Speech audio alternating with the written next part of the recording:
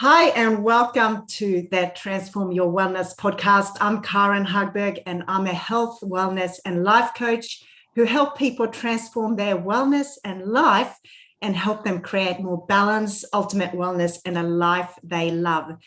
The Transform Your Wellness podcast is heartfelt conversations with incredible people who have contributed and following their passion and soul purpose.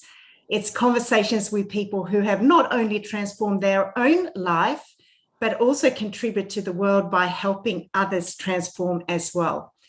The title of this podcast is How to Manifest Your Destiny Through Biohacking Your Frequencies. And today I have the absolute privilege to have heartfelt conversation with Jamie Close, also known as the Vitality King. He's Australia's leading spiritual healer, conscious coach, author, professional speaker, raw food chef, and founder of the Quantum Solution. And he's also starting a podcast called The Sovereign Son. Jamie seeks to develop new paradigms of thinking and is passionate about inspiring and supporting people from around the world to awaken to their truth of who they really are and to lead a more deeper, more fulfilling life, manifesting their destiny. So it's a great pleasure to have you here with me, Jamie. So what I thought, Jamie, before you have a chance to speak, I'd like to start right from the beginning. Perhaps, if you can go back as far as from your childhood, perhaps your childhood and the teenage years. Would you like to start there, Jamie? Yeah, we can start there. How long did you say the podcast is going for? Is this going to be like a 4-part series? Maybe we'll see how we go. Yeah. Wow. I was just, as you were kind of reading that bio of mine, it just occurred to me, wow, that was a mouthful. As in, hearing that was like, wow, I've really done all of that.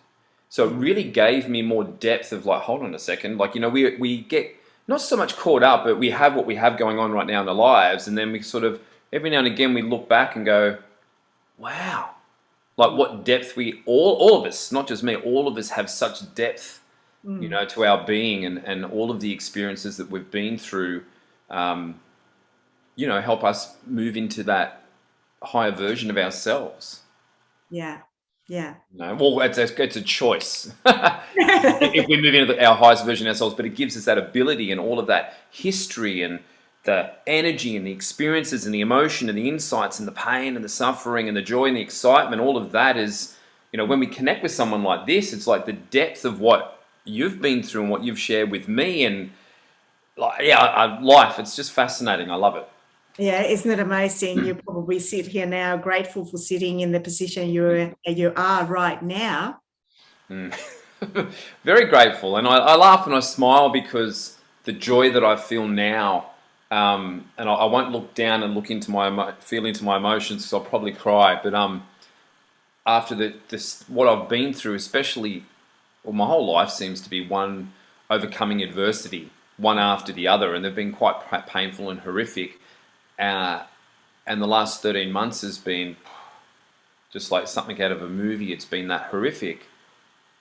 And yet it's amazing how we can still stay abundant and manifest all these beautiful things in our life. Not just things, but people, experiences, currency, gold, the beautiful exchange of energy with someone. So it doesn't matter what we've got going on right now and how painful it is. If we sit in our heart and connect to that higher power that we are, we can stay in that sweet spot, and we can still stay abundant and feel that love and that joy and that connection despite what's going on externally. So I feel very deeply grateful to be sitting here where I am right now after everything that I've been through. Yeah. So tell me, where did you grow up in Australia? So I grew up down in south of Sydney, about 45 minutes an hour from the city, so just inland from Cronulla Beach. So, when I grew up, my mum's mum, my nan, she lived down at Cronulla, so I spent a lot of time at the beach and outdoors and swimming in the ocean. And so yeah, it was back then. It's still a beautiful part of the world now, but it was really nice back then because it was on the outskirts sort of Sydney. It wasn't really that developed, and it Mm, was a beautiful time. mm. So you have some good memories from that. Yeah, I have some really good memories from my childhood, but at the same time too, I was bullied and picked on from a very young age in primary school. I was Okay. very quiet. I was very quiet and introvert. Hard to imagine, I know. But yeah, I was really quiet and introvert, and I got bullied and picked on quite a lot in early primary school. And I know why that is. Like, I've done a lot of body psychotherapy and healing and everything around that. So I'm very clear on why I attracted the bullying at such a young age. I think for me, the standout when I was younger was when I was about 7, Mm, and it was a beautiful sunny day like it is today. There was a little bit of natural cloud in the sky, and I remember walking down, and there was this at the corner of my street. Like, the primary school was literally up the top of my street in a different block. And as I was walking home, I'd pick the mulberry. There was a mulberry tree, and we had this like sky blue shirt for our school. A lot of the time, I'd come home with purple stains all over it because we'd have mulberry fights. And my mother'd be like, "Jamie!"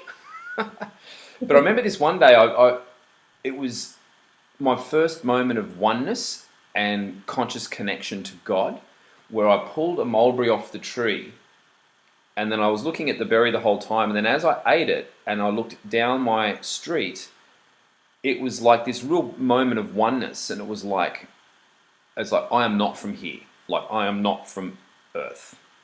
This is 7, and my yeah. parents weren't like massively spiritual, or they didn't meditate. Like, they're beautiful people, but they just weren't into any of that.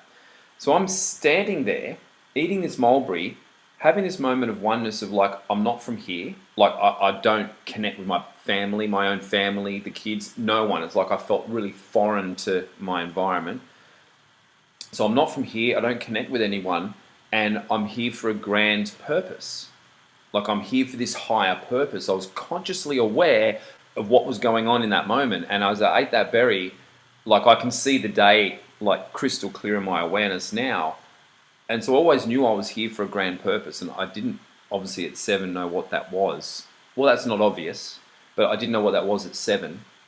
Mm, And then it was like the rest of my childhood and getting then bullied after that kind of beat me out of that connection, because I always felt unsafe every time I went to school. Even in primary school, I got beat up and picked on all the time.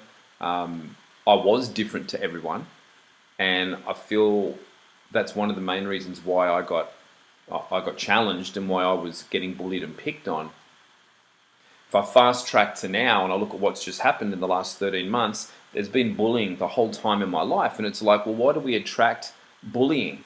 And from my experience, it's to help you step into your power, mm, to overcome fear, to overcome adversity, and to step into your power, and to really tune into that God, or God, that goddess within you, despite what external circumstances are coming at us. mm, So a lot of the time I used to say, oh, I hate my childhood. I hated my childhood because I was always getting bullied, picked on. Even in my home, that's really where it started. My mum, like, I love my parents, but my mum, due to her not ever really feeling truly loved by her mum, and my dad never feeling truly loved by his mum, they had obviously this distorted view on how love's expressed and all of that. mm, And so what happened was my mum felt she couldn't handle my energy and my love, and me just being me wasn't okay. So I had to be what she wanted. I had to be a good little mummy's boy to get her mm, love and affection. It wasn't okay to be Jamie. mm, And I used to get shut down and bullied and hit with a feather duster and sent to my room a lot. And that's where it started. So I started to, oh, well, it's not okay to be me. It's not okay to express myself the way that I normally would, and I had to fit into this box to feel that love and affection and connection. And mm, my dad, as much as I love him, he didn't really have that mm, strong spine like he does, but he didn't have that strong spine to say no to my mother. mm, You know what I mean? And he didn't really know what was happening at home. And so the whole dynamics play out. And so, as you know, from when you're in your mother's womb up until 7, mainly 7, is when your character structures are all sort of integrated, and Yeah. set. So that's where it started, and then I'd go to school contracted and disempowered, so I was seen as an easy target energetically, and that's what also created the bullying, as well as past life. Because remember, all past lives are happening now, just in different dimensions. Mm, mm, And with the deeper research and experiences I've had speaking with other practitioners and famous channelers like Daryl Anker, who channels Bashar, and I met him in LA and got picked out of the hat, and he's Bashar channeling, and it comes back to that life of Jesus as well, mm, because you look at what happened with him, and we look at the truth of what happened with him, not a lot of the mm, texts that are out there which are just fabricated.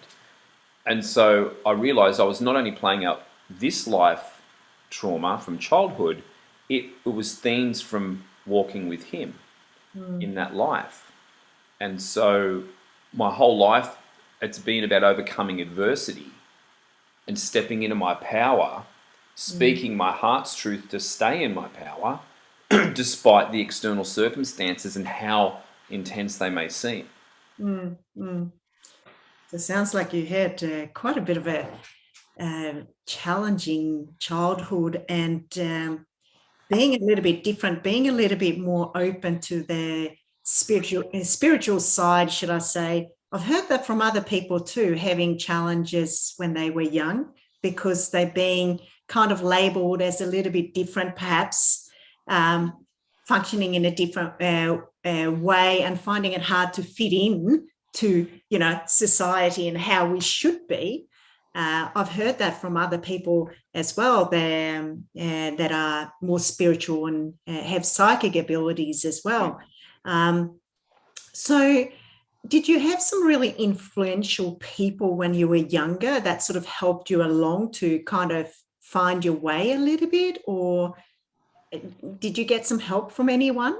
Yeah, it was it was interesting. So my cat Saki, I'm not sure exactly the type of cat. This is pure white, not shaggy, But him and I used to lay on the front steps. This is when I was really small, because I could fit across the front steps, we had like 14, 15 steep stairs going from the driveway to our front door. And we used to lay out in the sun. I remember all the time, and he'd lay next to me on the next step, and I'd be laying down, eyes closed, in the sun and just connecting to the sun. I remember seeing all these images and the light. So that for me helped with safety. And Mm, at school, a lot of the time I'd lay in the grass, like just lay fully in the grass, looking up the clouds. So I was always looking to the sun and the stars, you could say, to mm, connect. And I mm, felt peace and I felt safety. And so that was one thing. There was the second thing that popped into my awareness was at the age of 6, 5.5, 6. My dad used to be an ex-professional football player, soccer, so football for everyone out there. The foot and the ball. It's the first football. So for me, that was my outlet. My goalkeeper coach. I was a goalkeeper, so my goalkeeper coach, that was where I used to channel my energy into, my frustrations and anger. I'd train 3-4 times a week. He'd come to our home from the age of 6. So he was like a rock for me as well. And then there was a lady up the road who had the same she's now passed. Her name's Shirley. It's the name of my mum. And so she was an older lady, like older, I think, than my mum. And I used to mow her lawns. yeah. And so she used to always, and she had older children, but she'd always say to me, if there's anything that's going on, just come up and talk. So I remember clearly I used to sit in the big armchair next to her, and we'd have these conversations, and I'd cry, and she always had these words of wisdom, and she gave me, I wish I had got it for this, it didn't occur to me. She gave me a book. It was the original version of The Power of Your Subconscious Mind. Wow. And that would have been back when I was like maybe 13. Wow. Hmm. So tell me a little bit about your career. What did you start? What did you study at school, and what was your first kind of thing you got into? From school and into career work. Yeah, into career work. Yeah. Okay, so well, the first thing was at I didn't want to be at high school. I wanted to leave when I was in year 10 at 16 and become a fighter. I wanted to be a boxer. Okay. And to overcome the bullying around 15, 16, I started weightlifting and boxing training. Best mate at high school was training with a couple of years younger than us, Dave Birchall. He was going to be like a world champion. Unfortunately, he got hit by a car on his push bike, and that sort of ended that. So basically, we were training with his dad, who used to represent Australia for boxing, and he used to take us into Newtown Police Boys Club, and we'd see Johnny. Was it Johnny Lewis? Yeah, Johnny Lewis, who was Jeff Fennick's coach, Costa Zoo. Like, so I wanted to be a fighter, and plus with all the anger and rage from being bullied and picked on, I just wanted to get in the ring and just beat someone up. But mum and dad wouldn't let me. They wouldn't let me. He said, no, you've got to go and do your So for all the parents out there, let your children do what they feel inspired to do. Do not control them. It's not your job to control them.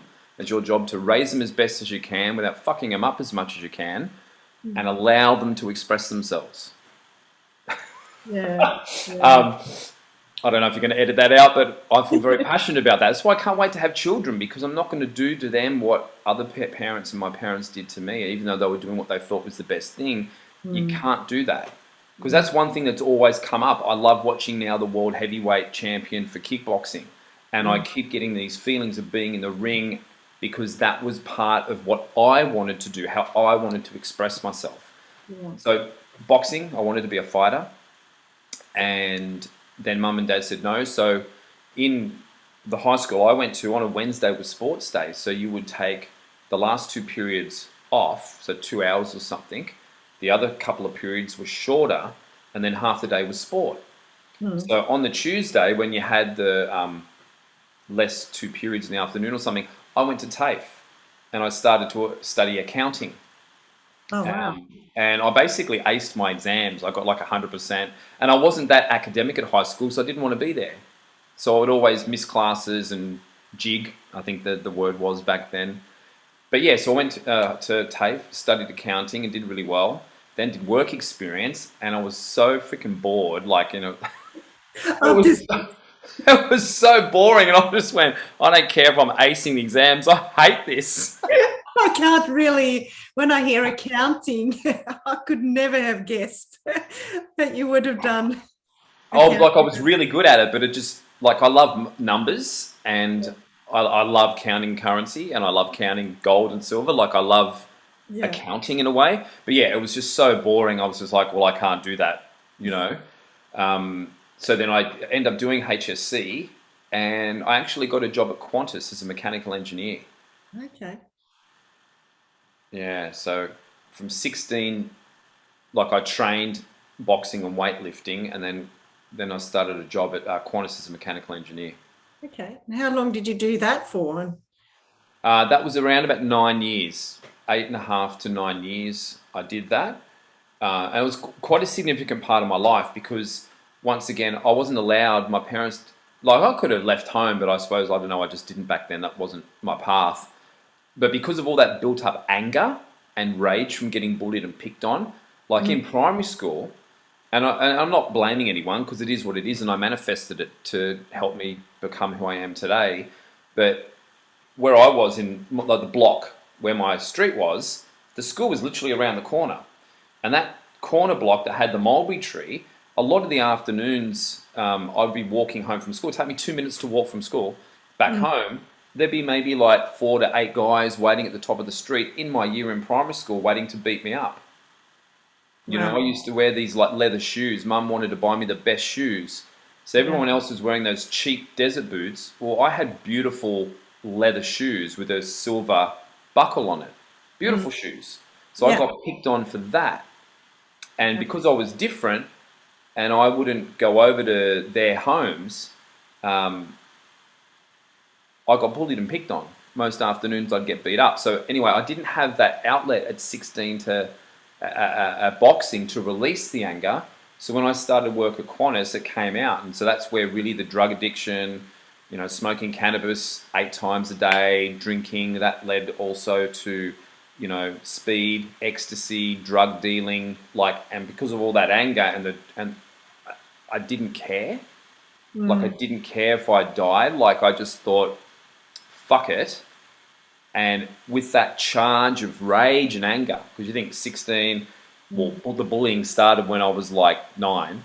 So 9 all the way through to like 18, 19, it was like I was a volcano ready to explode. So all of the drugs and the alcohol was just to mask and numb the pain, and disassociate from what was going on in my life and escape. Yeah. Wow. And you must have had some turning point after that, eh? Well, I'm glad we must be very telepathically connected. We know that. Yeah, I did actually. It was, there was another figure that really helped me at Qantas, Michael Flokus, amazing man.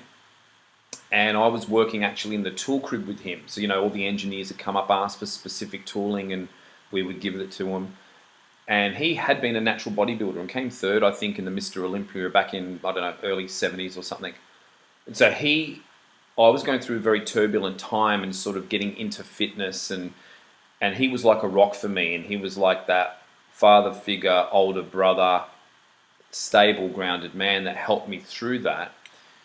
But yeah, one day it was like at that time, I don't know if people really know, I had like Peter Brock's a famous car racer, and he used to race this hatchback Tirana at Bathurst, so I had a black one. Black V8 race car, out of control, getting chased by the police. I used to drive prostitutes and strippers in my Tirana to their jobs. And that's when I was drug dealing at the time, and they would pay me in currency or drugs or whatever. Yeah. So I'd drive into King's Cross, and I would pick them up, I'd take them all their jobs. So I wouldn't sleep for 3 days. I'd go on a Friday afternoon from the airport, I'd drive into the city, straight to a hotel room, drugs. So I wouldn't eat Friday, Saturday, Sunday. I wouldn't sleep Friday, Saturday, Sunday. We would take a copious amounts of drugs and alcohol in that time whilst I was taking them to their shows. So it was a really wild time. I saw people get bashed for $5, homeless people on the streets. I saw guns get pulled. I saw some pretty intense stuff. And that went on for probably about, I'd say, I don't know, maybe just under a year, probably close to 8 months. But there was a lot of abuse. It's one thing not to eat and fast intelligently, and it's another thing to be abusing yourself at the same time. So I came home one day, and this is a very significant turning point in my life because my mum freaked out. It was like a Monday afternoon. I'm supposed to be at work. And by this time, 6 to 8 months of doing that, I was gaunt. Like I looked very sick.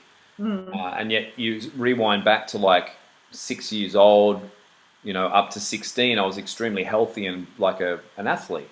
Yeah. So it was something about the look of mum and her energy that sort of really shifted me. And I always had the gift of the gab.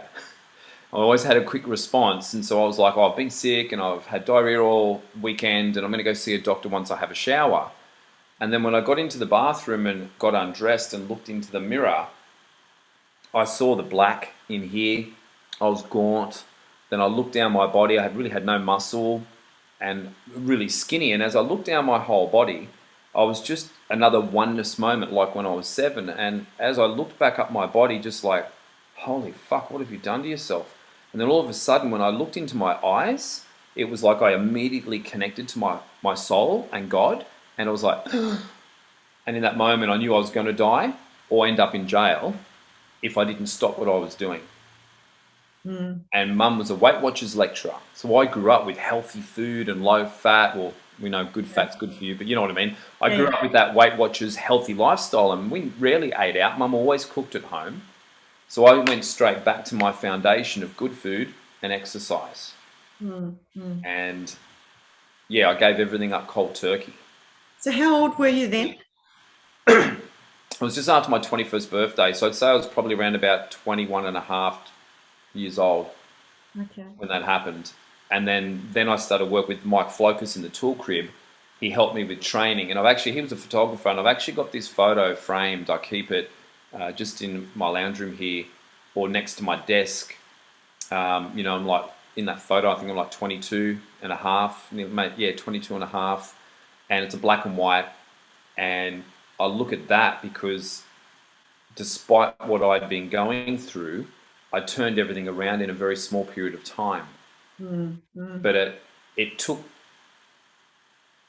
that turning point experience, that experience of me looking into the mirror and connecting with a higher power, which is really my soul, to realize what I'd been doing. So did you get on a journey to really focus on your body and your food? That was that at that time where you got into the raw food, more the bodybuilding and stuff like that, or the fitness training? Was that at that point? Yeah, it was. Yeah, absolutely. So that I went straight back into weightlifting and eating clean. First, I was eating clean for a little bit because I had to go through a detox. I was smoking cannabis 8 times a day. Cannabis, once again, is really good for you, but you must eat it, or sublingual drops. You don't smoke it. It puts holes in your auric field, and it's just not good. But I was smoking 2.5 packets of Winfield Red cigarettes a day. It was like the strongest. It was like 16 milligrams. So I'm smoking 2.5 packets of Winfield Red a day, or Marlboro Whites. That was my little treat to myself, because I'd walk across the tarmac at the airport to the hangars and I'd get these imported cigarettes, and it was like really cool because they were all white. So, crazy. So yeah, I went through a big detox. I remember coughing up black chunks and, you know, my body just detoxing all this from the drugs. Even like both ends, you know what I mean? When you put all those nasty chemicals, like acid trips, cocaine, speed, cannabis, pixie dust was some mixture of all these different drugs that you would snort. Like, so I didn't train straight away. I just went back to healthy eating, and the detox was quite profound. But then, yeah, that's what led me into bodybuilding. So raw food came many years later. Okay. So I went back to basics. I trained at the Police Boys Club at Sutherland, and there was some really big boys there. And so we just learned from the bodybuilders. So we trained like a bodybuilder. I ate like a bodybuilder. I took the shakes, the supplements, and that really gave me, plus with what Mum had taught me already and what I had seen and modeled as a young boy, gave me that foundation in food and exercise. And then really, without going into great detail, it was just that natural progression. As I kept evolving and kept learning more, I kept changing, you know, what I was doing. And for me, yeah, that gave me the foundation, you know, and that's why I like to be so focused on my physical body, because that's what houses my spirit. Yeah. That's And I was going to say that's the first bit, isn't it, really, to connect with your body. I'm thinking in terms of starting to transform your life in any shape or form.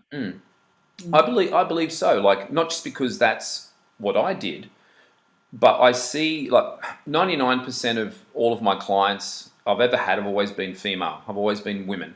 They've always been more in tune with wanting to do the deeper work than men. Hopefully, guys, that changes. We want more guys to delve into the work. And it is changing, you know, we're seeing that. I've just sort of lost myself there. So that gave me the foundation. That's what I was saying. So I'd see these women, beautiful women, like beautiful hearts, neglect their physical body, overweight. You can see carrying the trauma, the energetic blockages, their eye movements when you're conversing with them. And they do all this spiritual work and open up, not grounded, full of rage and anger and fear. And I've just seen that cause a lot of problems in their life, because they keep opening up and yet they're not grounding, and their body's so toxic, they're not able to channel more of their life force, their soul, God, into their body. But when that comes in, all their trauma comes up, like even in a sharper way, more cathartic release. And so I believe focus on the body. Yeah.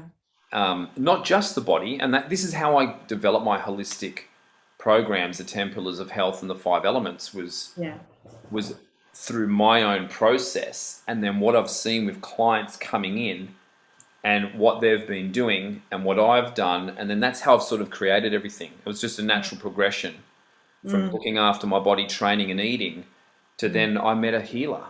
You know, like that was the next majorly significant point, was meeting Elaine and then doing all the rebirthing and the spiritual work and the emotional release work. And then it was like, wow, I'm coughing up like I've got pneumonia but it's because I've been doing this breath work and opening my chakras to release the suppressed emotions. And what I noticed when I was still smoking the occasional joint and drinking and not really looking after myself physically, it took me like 2 weeks to 3 weeks to go through that detox period after a healing.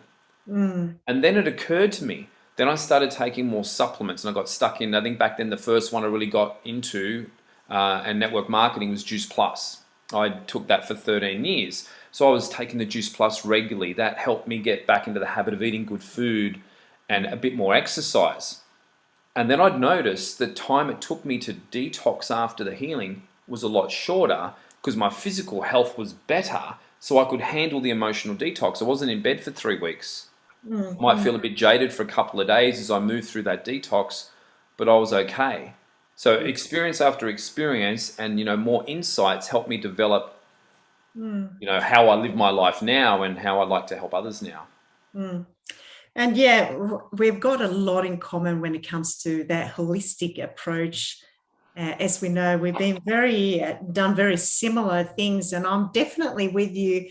I've always said we gotta be looking after our temple, because I feel that if we don't look after our temple, it goes really on a deep level. I think it's about self-love and self-respect, very much so, because it's having that connection. How can you be disconnected with something you actually live in, and it's there to serve you and to give you the spiritual messages that's coming through? It's coming through our physical temple, really.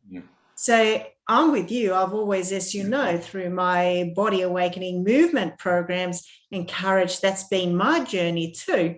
And that can be a very spiritual journey, because once you kind of, if someone's very spiritual, kind of disconnected, should we say a little bit spiritual disconnected, the first thing I think is really good to just start moving their body a little bit. Is easier in some ways than sitting still in a meditation straight off. It's like getting into your body and feeling your body and kind of like, oh, okay.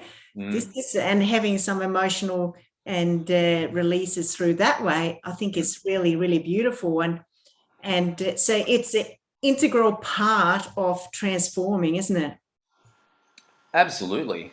It's that as you started sharing then, it was like, first thing is the trauma, as you and I both know, the trauma, the distorted, frozen like energy that has the lower voltages and the emotion and the memory from past experience, whether it's this life and dimension or somewhere else, it doesn't matter, because that's what's vibrating in our body and our information field.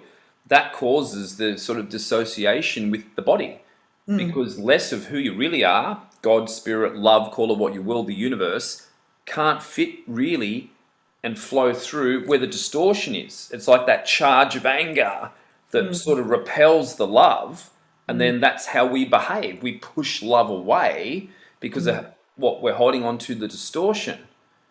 So for me, as I help someone, it depends too, because people are at different levels. So when they come to do work with you, you're not just going to put them down at doing nutritional cleansing straight away. They might be coming to you for this because that's what they feel they need. But in your program, you write and you incorporate other things in that program to support them. So it's the trauma, the trauma and the suppressed emotions, and that's why I talk about physically, energetically, mentally, emotionally, and spiritually. They're the 5 elements. That's the holistic, that's the layers of self. We need to put that into our morning and evening routines to help us feel stable and connected to our body. And as you and I both have talked about before, for me, it's like tune into the body, locate the density and release it. Like it actually can be that easy. But depending on where someone's at, we've all got different journeys, And I think it's important too, not to get stuck in the story, because I see that a lot with people. I see the story as a bit of a distraction from actually connecting with what's going on. So people start telling their story rather than going here and get into the feeling. And because the feeling can be a bit scary, because we're revisiting some of the trauma. but yet we need to do that to release it. And as we know, subconsciously, the body will just keep presenting the stuff that's going on until we're willing to actually address it. And that's how the subconscious mind of the body works. So we can try to fluff around and do all these different things. I think we can get away with it, but we can't get away with it without actually connecting. Avoidance. It's avoidance. It's complete and utter avoidance, because they're too scared to look within. And so that's why people are external focused and attached or hooked into their external reality, because it makes them feel better most of the time. You know, it's escapism. They avoid going here, and they're never going to heal. They're never going to evolve. And that's why for me, it's like, well, like Bashar says, you know, external circumstances don't matter. Only state of being matters. And from that, the interpretation is only your state of being, only your cellular frequency creates matter. So it's all about going within. And you know what it's like? So many people are externally focused. And of course, the powers to be, those beings and people that we would like the Great Awakening to remove from this realm, they've tailored it in that way. They fluoridate the tap water, so our pineal glands calcified and dumbed down to cut us off from our spiritual source and power. And they promote through the media this external reality. It's always external from self. And it's designed that way, and keep people looping, you know. So it doesn't matter what's happening out there. If you don't like what you're experiencing, as you and I both know, we must go within, raise the cellular vibration and frequency, and then automatically, instantly, what we experience shifts and changes, and how we perceive what manifests changes as well. So many times after healings with Elaine, you know, like I started working with her. I was like her protege, still am, even though she's in spirit. And I know I would turn on well, we didn't have mobile phones back then. No, we did. I'd turn on the phone and bang, all these answers, all these text messages started coming in from people that I've been waiting to hear from weeks. And I was like, wow. And so I started becoming aware early in the piece working with her, as I would do the healing and open up my chakras and release some suppressed emotion, automatically I would have experiences that will come into my reality. And then it occurred to me, I was like, wow, if I actually continually do this work on a proactive sort of basis, a preventative basis, that means I'm going to clear my path of a whole lot of shit that I don't need to experience, because I've gone within here and cleared it here first. And I was like, I got that early on. I was like, well, that's a freaking no-brainer, isn't it? The more I do this work, the more I do particular type of breath work and the healing with Elaine, it was like, I'm going to have far more ease and joy and excitement in my life. And that has been the case. Yeah. You know? Yeah, it's incredible. But I was reflecting this morning myself, Jamie, how, you know, about the world and what's going on. And I mean, it's not so strange, the situation now, because we have been conditioned for so long to rely on the external and not trust ourselves.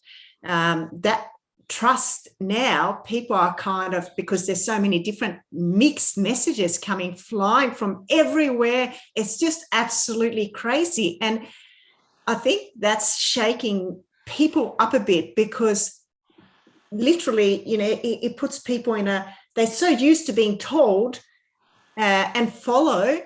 But now it's like there's so many different messages. They forced a little bit to start to think a little bit. And a lot of people are obviously not used to doing that. And it's scary to go within, to actually have to trust and start to connect with themselves, what actually does feel true. I mean, I'm being told this, but hang on there, it doesn't feel quite right. So I think that it's like we're out of alignment completely. We need to bring that into alignment at the moment. And so teaching people, helping people to get into alignment and learn to trust, I think that's a big one now. And that's all to do with, as you say, frequency. So tell me a little bit why you're so extremely passionate about frequency and energy and vibration. Great question. I got goosebumps when you said that. Because back, like, so it's probably 29 years. If I don't know, work it out. I don't know what's the math. I'm 50. I'm turning 51 in May, and I started working with Elaine when I was around about 22 and a half, 22. I don't know. Do the math. Long time.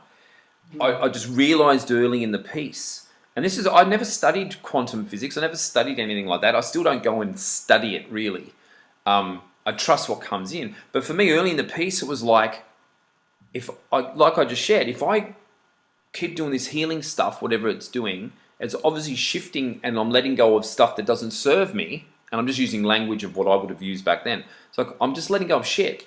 And the more I let go of this shit, the more amazing things just happen. And I was like, well, that's easy then. And then through working with Elaine and learning from her and about your chakras, like, you know, we work on the 7 main chakras, and I'd learn information about those and how they're spinning wheels of light and energy. And I'm like, okay. And so there is some divine power, and I'm an aspect of that. And my chakras are like switches for the lighting system, and the light won't come on fully and shine so bright if the switch is closed. So my light won't shine that bright if my chakras are shut down. Okay, I get it. That's pretty simple. And plus, with an engineering background, I would sort of, you know, and that's why I worked at Qantas for the 8-9 years. Yeah. So I can look at someone structurally and energetically, and I can just break it all down and go, well, that's easy. We need to do this. So I just got it early in the piece, as if I want my external reality to shift and change, I need to do the deeper work. Yeah. And so I said to Elaine, this is probably in the first 6 to 12 months of working with her, I said, I want to ascend as high as I possibly can in my physical body. And it just, every time. And it was a progression. Like, it wasn't all moving forward. You know, as deep fear would come up, I might go and buy an ounce of cannabis and smoke half of it and sell half of it. And, you know, like, it was this gradual progression, like, of expansion and contraction, and just this continual evolution. So I'm really, like, so passionate about frequency and energy. Energy is really my thing. If I just label it, energy is my thing. And that's sort of where the vitality came from. But that's a whole other story. So if people, I say if they can have some sort of an opening in their awareness, and I've found that comes only through an experience.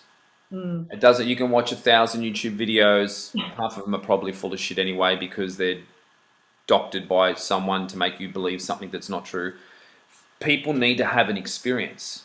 And I look back, like, just think about it. So I was a party boy, always had a hot girlfriend, drug dealer, just didn't care, out of control. To now who I am. It's all been based on experience. If you'd have had this conversation, well, this conversation would never have had back then, but it's like I would have said, I would have called you names, and, you know, I was very closed-minded. Yeah. But remember, the experience of looking in the mirror freaked me out. I thought I was going to die or go to jail. So bang, I stopped everything. That completely shifted my physical body's vibration, cleared the path, left Qantas, became a personal trainer, then met Elaine. And I started doing the personal training and the massage in a very prestigious club in the city, and then met Elaine. So it's because of experience after experience after experience that I began to believe more, and that was my path. But I trusted what came to me. So it's a unique, from that age of 7, having that moment of oneness. So say, for instance, you know, I left Qantas and I was manifestation. So I'm sitting on the back porch of a girlfriend's house. Her parents moved out and got a divorce, and they gave us the credit card and said, just pay for anything that you want. You can even pay for your cannabis. Just get the house renovated so we can sell it. So we're doing that for a couple of months. I was project managing. Houses were coming along great. And I was sitting out the back veranda one day, and I was like, and I would have been mid-20s. Would have been mid-20s. And I remember sitting out there having a beer and a cigarette. And I was sort of, what am I going to do the rest of my life? I've just worked at Qantas. I hated it. And I'm getting bored with doing this. And I remember I looked up and to the left. So I'm accessing a visual, I'm accessing a memory, a visual. So, auditory, visual, kinesthetic. And so I remember I was looking up here, and then all of a sudden I saw a picture on the screen of my awareness of being in the police boys club when I was like 17, exercising. And I was like, ah. And then I saw a picture of my mate on the leg extension machine, and I was spotting him, helping him do extra reps, screaming at him.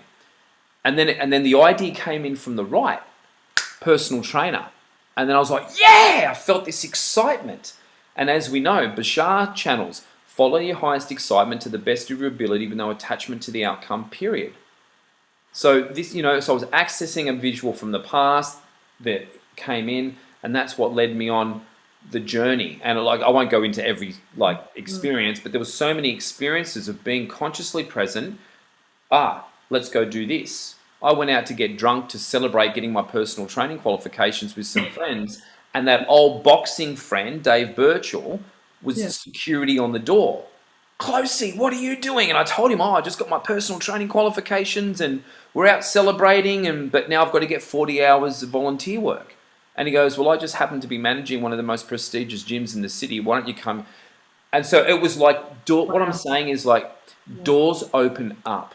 When you follow on your highest excitement, you'll meet the right person at the right time to have the right opportunity, and magic happens. But that will only happen if we go within and start to contemplate and ask questions and then trust. I didn't know manifestation. I'm just breaking it down now because I know how we manifest. But I kind of was like, oh my God. Then the idea came in. I was like, yeah, excitement. One thing after the other. So I'm so passionate about energy and frequency because that's where it's at. The energy healing helped me to completely transform my life. Yeah. So what would you say to someone that is really in that period, that challenging at times of their life, perhaps going through, like you were, with drugs, feeling really lost? What would you say to a person that's going through that real, those challenging times? Perhaps now, right at this moment, there's plenty of people that are perhaps they've lost their jobs, they're apprehensive because of Christmas coming up, relationships breaking down. Would you have some sort of tip or something that you would encourage them to focus on or do? Yeah, absolutely. Look, the first thing that came in,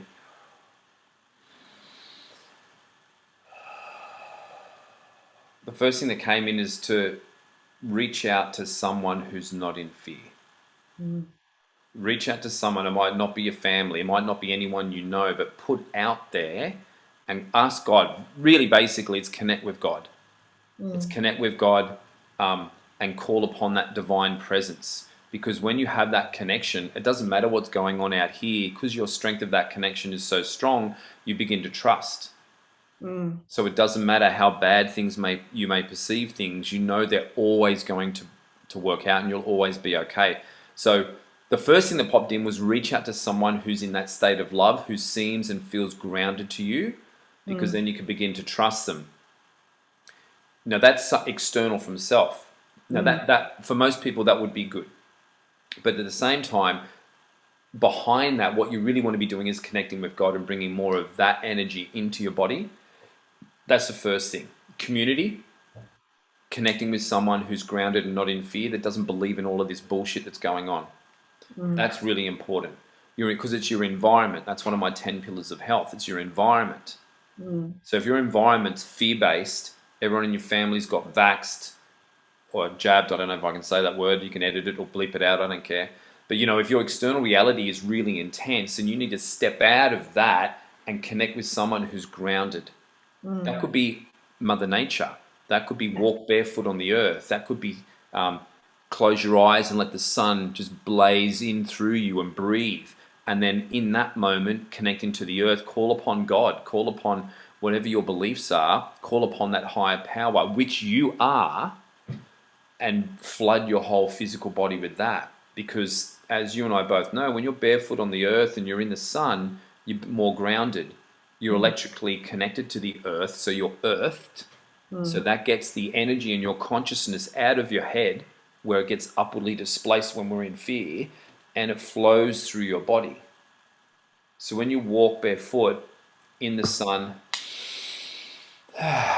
consciously breathing, that energy flows out of your head, because we need to get out of fear. Yeah.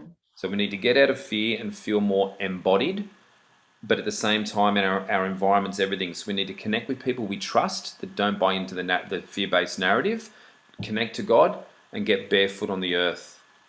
You know, that would be primarily the things. It's like clients will say to me, so Jamie, when I have an emotional release or fear comes up, what do? I always say, move and breathe. Even if it's just going for a walk, like a power walk. Barefoot on the earth or at the beach or on dirt is obviously much better, because you're earthing more effectively than wearing rubber, petroleum-based shoes. So it's move your body and breathe. And to take that a next step, just keep it simple. You know, it depends where someone's at. I would say barefoot, walk and breathe. Even if you're pacing up and down a little strip of grass in your back or front yard, it doesn't matter. And then breathing. So not, you know, upwardly displaced breathing. It's because the breath helps to flow your chi through your body. So move your body and breathe is the first thing. Change your environment, connect with people that are grounded and full of love. It could be a community, it could be some sort of nature community, spiritual-based community. And call upon God, which is your higher self, and say, please bring me someone. Ask, because it's one of those spiritual laws, is if we don't ask, it's not given. They can't just intervene. They do if it's you're about to die and it's not your time and miracles can happen. That does happen. But it's like they don't intervene unless you ask. So I ask all the time. Please bless this food. Like I call upon Jesus and God, and I call upon my higher self and loving creator. Like I call upon these beings that are, and I see miracles happen.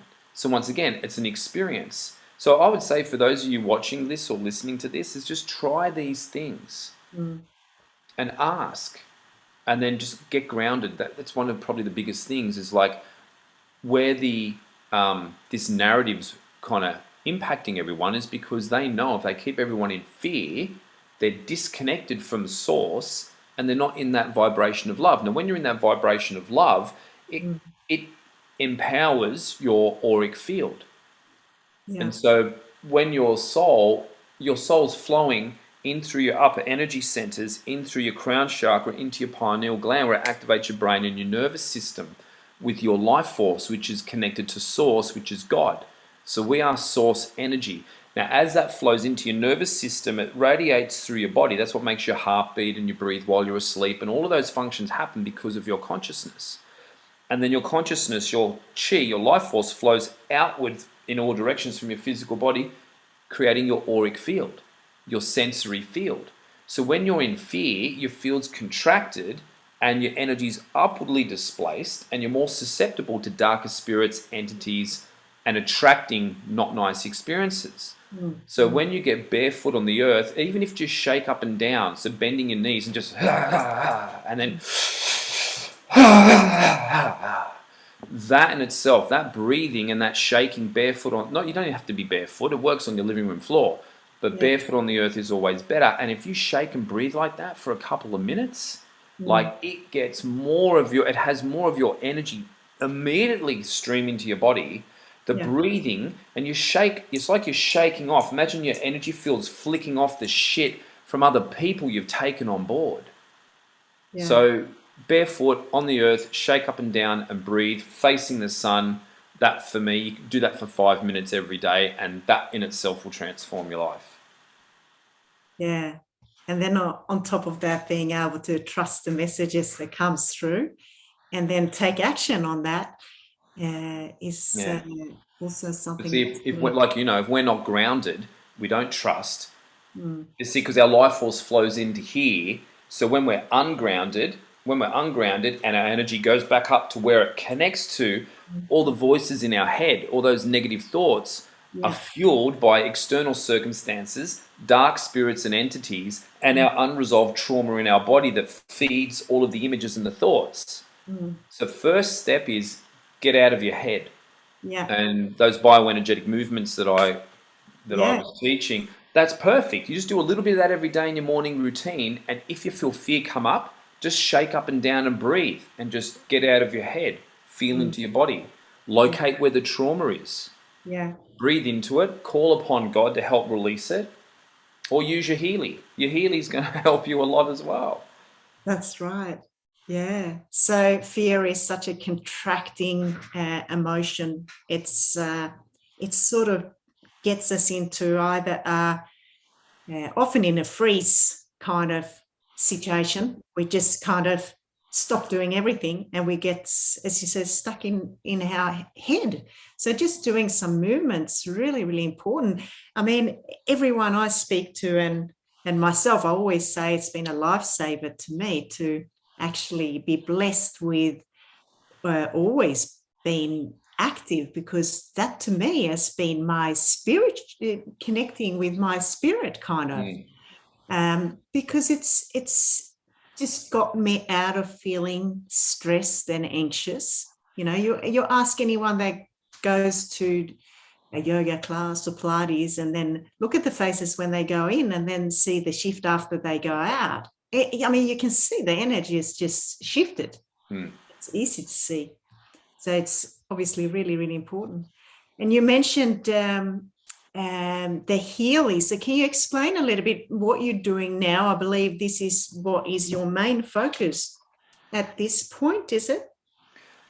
It is, like I've had a few things. I had a certain experience happen just over a year ago now, which sort of really changed my focus. But leading up into that too, it was like,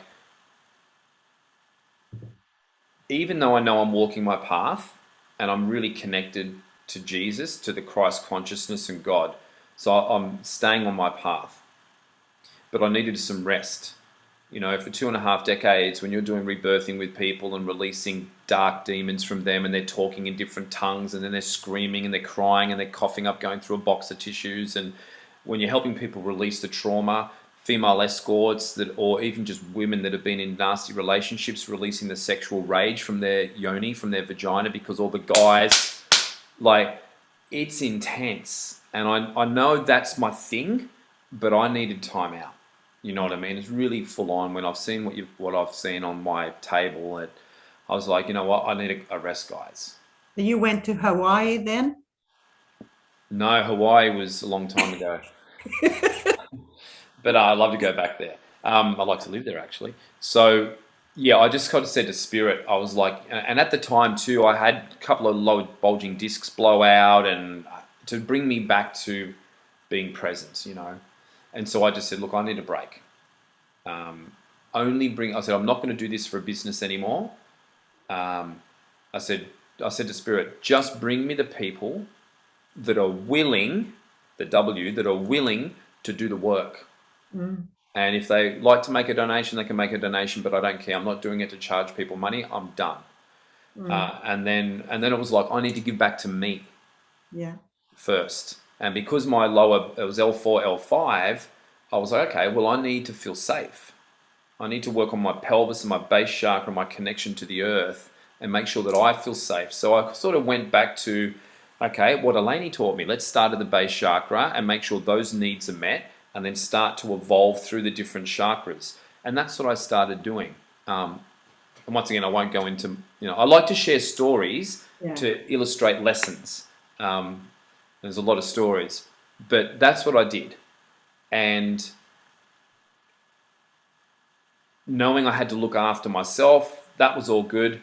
Started manifesting income, a job, got grounded, purchased a nice second-hand car, started to feel better about myself, and then tuning into spirit. This is where I really started delving into, and people call it kinesiology. I don't really like to label it as that, but it was tuning into my spirit. And I'm like, okay, so my eyes are seeing what I've manifested from past beliefs, spoken words, actions, all of that. I want to manifest my highest destiny. Mm. And so we know the third eye, the seat of the soul, is the all-seeing eye. So when you close your eyes and you connect, you can see. So I started like, okay, so I'm happy with how things are progressing, but I want to take it to a whole new level. I will only want to do what lights me up, my highest excitements, because then I'm walking my highest path, connected to my spirit and God, and then that way I can like max out my life. Like Ed Milet says, I want to max out my life. I want to live my highest destiny. So how do I manifest my highest destiny? Well, I go beyond my physical self and connect to spirit and say, show me the way, show me the path. And then, so I would say, okay, so my higher self and love, and I tap, and I'm not doing EFT or anything like that. I'm just tapping on my heart chakra and holding my right hand up and just saying, my higher self and loving creator, please show me the way. I desire to manifest and experience my highest destiny, and you know exactly what the next place is for me to be. What are the right coordinates, the geo coordinates? So for me to walk my highest path, and I was feeling hungry and I wanted to go and have lunch or dinner, I'm like, where is on my path the highest destiny? And once it was Nando's, I'm like, you want me to eat at Nando's? But the young lady I met at Nando's and the mind-blowing connection, or then it was breakfast at the coffee club. I was like, the coffee club?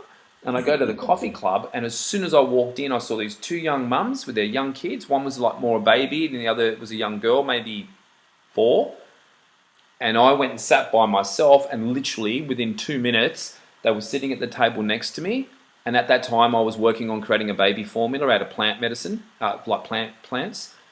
And they start talking about baby formula, and I start giggling like to myself. And next thing you know, we're having this chat. Or what do you do? Oh, I'm a spiritual healer. Oh my God, we've been looking for a healer. Like, so I share that because it's like I met a girlfriend, and then I met clients.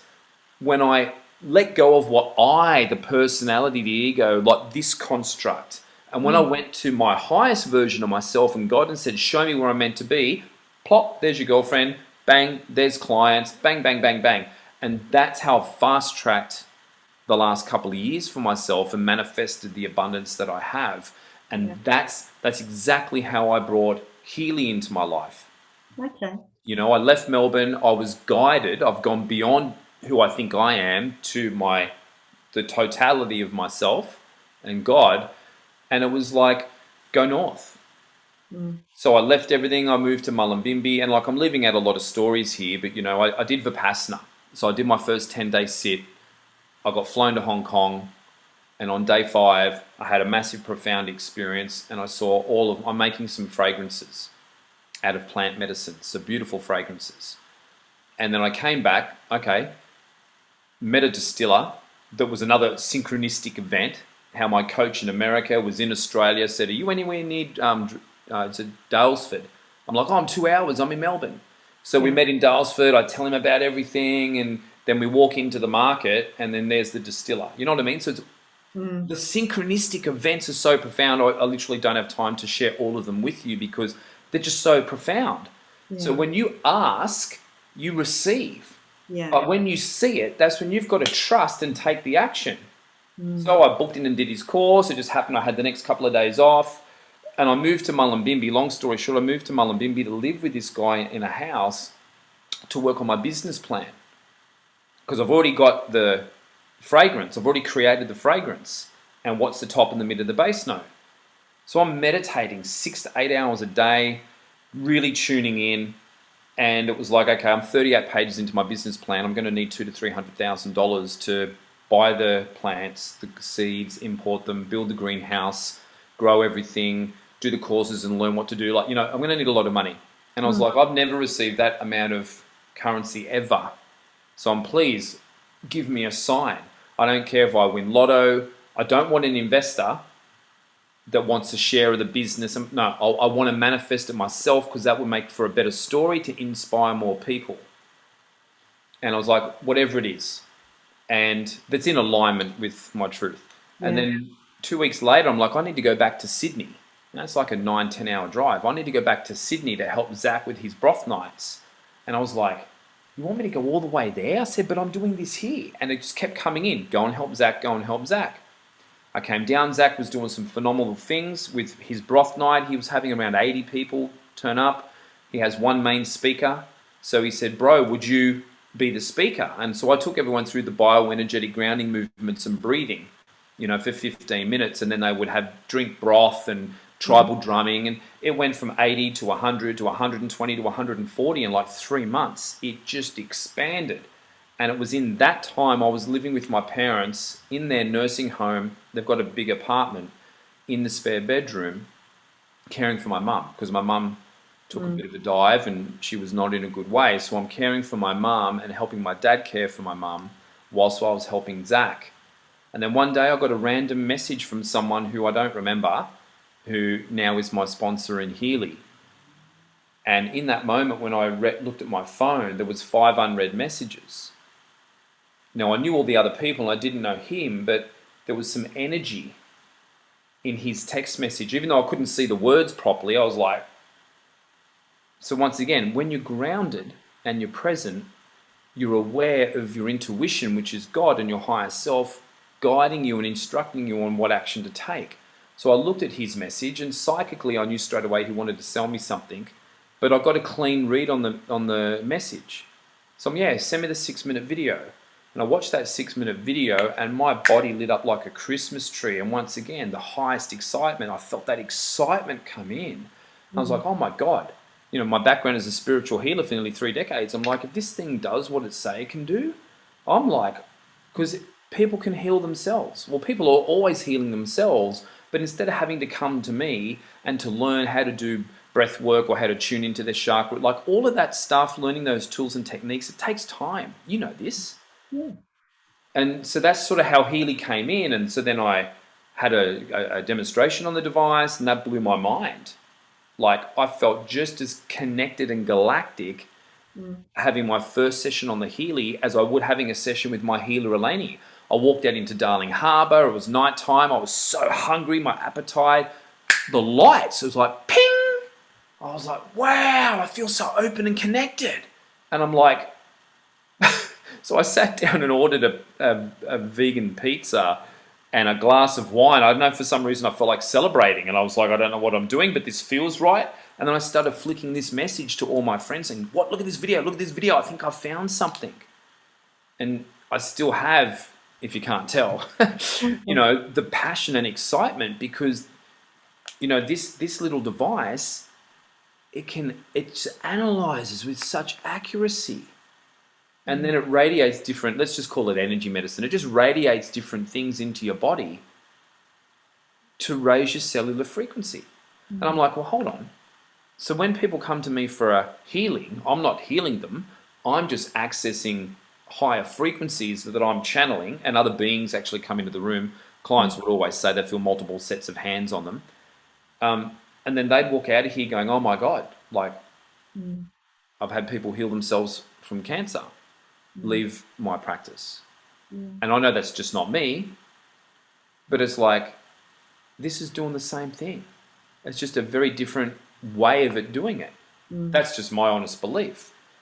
So, what's it been 2 years now? 2009, November 2019, I started with the Healy and I've been using, like I've abused this thing over the 2 years. And I think in the first 3 or 4 months, I analyzed and sat with over 500 people because once again, it's my highest excitement. And I just went out and started sharing it. And, the profound abundance that came in was mind-blowing. Yeah. So it's just, once again, live your highest excitement to the best of your ability with no attachment to the outcome. I didn't get into Healy to make money or to receive currency, I should say. It was like I got into Healy because I felt and still feel such an alignment with it. And I was like, oh my God, no, I have to go and tell everyone about it. So I drove up and down the east coast of Australia twice, seeing a whole bunch of friends, and never thought about money once. Yeah, isn't it funny how things go? I remember also seeing this little device that I'm wearing too, the Healy here.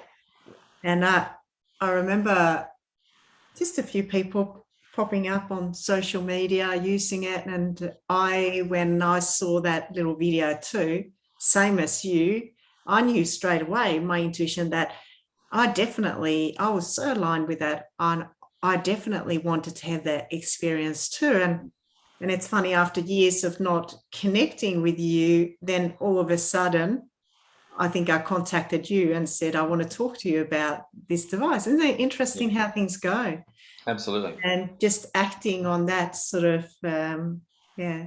So that's obviously taking you on a very good path, no doubt. Yeah, it has. It's like, once again, like I've been a broke spiritual healer for most of my life, and As so many are yeah, that works that's in that right. field. Yeah. And people say, oh, money doesn't, make happiness, and I'm like, that's bullshit. Those people have never had any money, because I'm still the same Jamie in many ways. Have I evolved? Yes, I've evolved a lot, but it's like I know what life is like over a long period of time with no money, and I've found joy and the ability to connect and be happy with nothing. But when you have that because it's currency, let's be clear, gold and silver is money. The paper we have now is just worthless pieces of paper. It's currency, fiat currency. Obviously, fiat currency, at this point in time, we're still using that as a form of currency. When you have it, life is better. So you can be very spiritual and you can be wealthy at the same time when it comes to currency. And then if you're grounded enough and switched on and connected to your heart enough, you don't blow the currency. You reinvest it into yourself and into setting yourself up so you can live more sustainably. And it's nice to have material things. It's not who you are. As long as you remain connected to the essence of who you are, for me, it's all about, what are my gifts to humanity? How can I serve others? But at the same time, I put myself first and look after myself through my morning and my evening routines. And now that currency is coming in, it's like I'm able to buy beautiful like pieces of art. And like, once again, it's about flow. So I've manifested this phenomenal Versace dining room table, which is just stunning. It's just beautiful. But when I moved into this place, I'm like, I have this feeling I need to connect with a woman who's into interior design or fashion, because my creativity's been squashed with what I've been going through. And that's what I was feeling. And then I caught up with this young friend of mine. She's got a little boy. We're having a really good connection. And her mother sold her house and was selling all her furniture. And she's in fashion and used to live and travel the world, lived in Hong Kong and traveled the world with fashion. So when I saw her dining room suite, I was like, oh, yeah, yeah. And basically I got it for a quarter of the price. So I didn't pay a lot for it, but it's immaculate. So when you stay in the flow and you honor yourself and you give your gifts to humanity and you trust and you ask questions and you take action based on the guidance, you stay in that sweet spot. So despite what's going on with that international experience right now and lockdowns and all that shit, I'm staying in a sweet spot. I'm manifesting a beautiful place to live, another beautiful car, beautiful things. I live very humbly, but we can have it all. As long as we're willing to do the work. If we're willing to do the work, we can have everything. Beautiful relationships, once again, abundance in all forms, in all loving forms. Yeah. And it's easy to get caught up thinking that, success is about money or anything like that, which is far away from really success. I guess success is different to everyone, but if we can find our life purpose, and have passion, isn't that success really? It really is. Like, I've had many clients over the years that had everything. They had all the latest Mercedes and the toys, and they were flying first class, and I was their healer and body worker and personal trainer. And they were the most miserable fucking people I ever knew. And so, but we've got to be careful. A lot of people, because of their own distortions, will then go, well, money doesn't make happiness and money's no good. And like, they make up all these bullshit stories based on the distortion in their body, and they're distorting what they're actually perceiving. Those guys had the money, had the cash to pay me to help them sort their shit out. So Yeah, but there's basic fundamentals there, and when you tune into the truth of who you are, and because you never really know who you are. I believe it's always it's always an evolution. But when you're really in tune with who you are, you don't get lost with this stuff. Mm, mm, You know, having this is great, but I never had this for a long time, so I'm not about this. But it's beautiful to have it. yeah. But I'm really happy living out of a car or a tent, which I've done. I've been homeless. I've had nothing. I lived out of a car, froze my ass off in Victoria during winter. It sucked.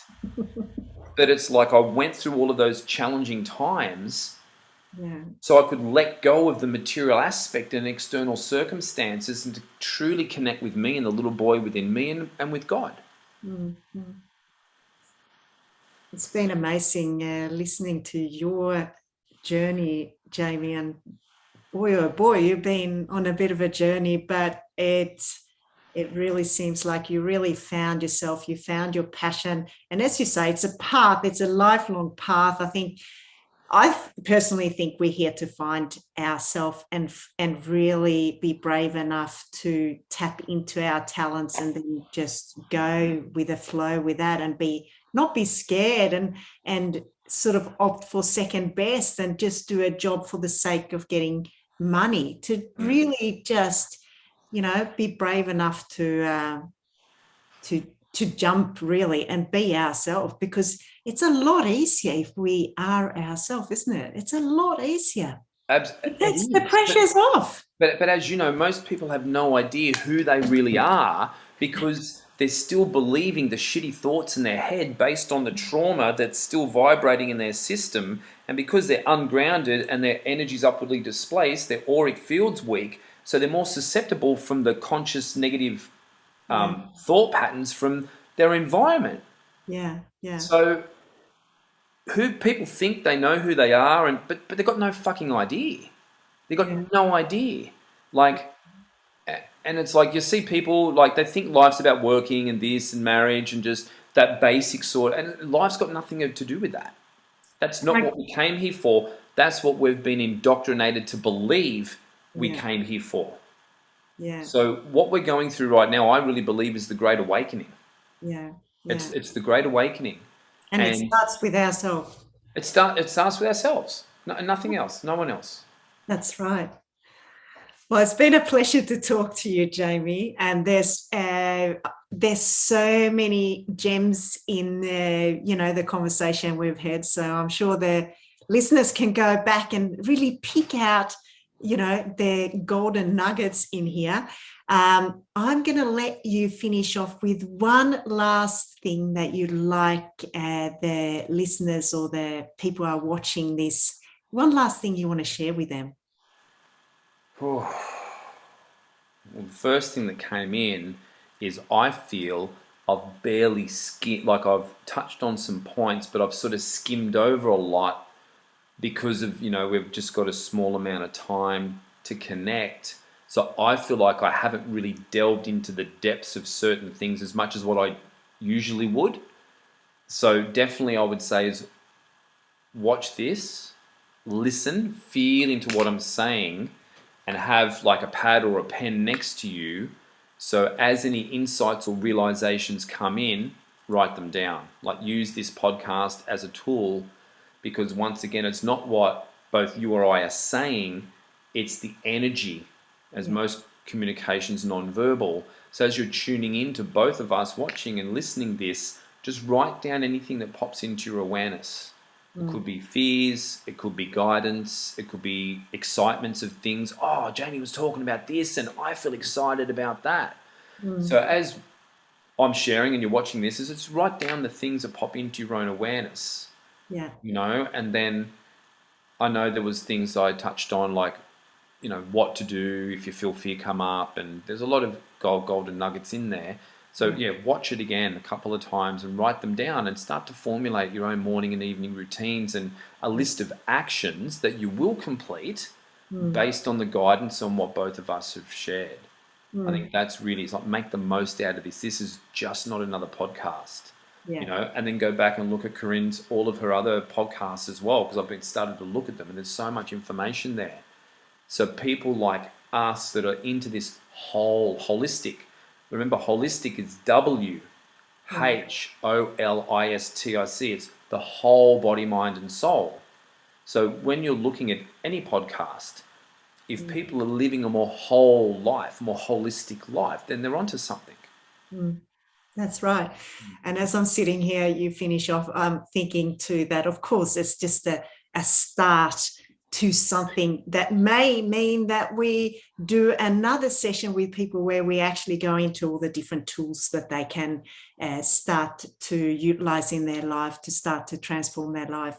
How does that sound, Jamie? Maybe we'll set up a session like that, and really maybe even a webinar or a workshop that they can be part of, and so we can assist people in that way.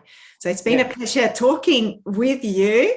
And the information where you can contact me, myself, or Jamie will be in the information in the video or in the podcast, so you can reach us both.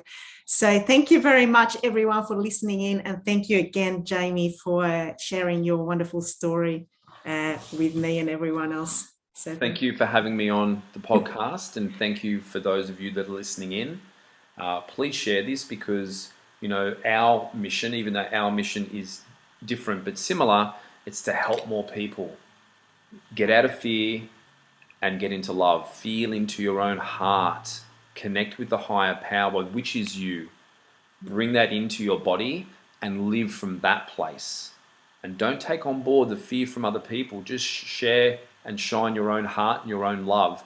And the more people that we have in our heart vibrating at that frequency of love, then that'll help us shift through the Great Awakening with a lot more ease and a lot more grace. Okay. Thank you. Thank you very much, Jamie. Thanks, everyone.